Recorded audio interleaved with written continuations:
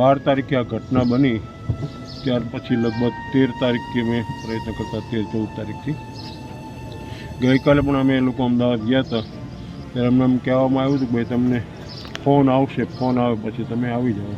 એટલે આજે રાત્રે ફોન આવ્યો હતો એમનો અને સવારે સરકાર તરફથી જે કંઈ વ્યવસ્થા હતી અમને બોડીને અહીંયા ઘર સુધી પહોંચવાની વ્યવસ્થા કરી આપી. જે મુક્તાબેન હતા એની દીકરી છે રાજલબેન, એનું સેમ્પલ આપેલું. મુક્તાબેનનો દીકરો, એની પુત્રવધુ અને 2 પૌત્ર પૌત્રી એ લંડનમાં રહે છે. એના દીકરાને મળવા ત્યાં જતા હતા ને ત્યાં લંડનમાં અમે એમનું પોતાનું મકાન, માલિકનું મકાન લીધું છે. એટલે એ ત્યાર પછી પહેલી વાર જતા હતા દીકરા અને પુત્રવધુને મળવા માટે. ના, અહીંયા આ મુક્તાબેન એકલા જ રહેતા હતા.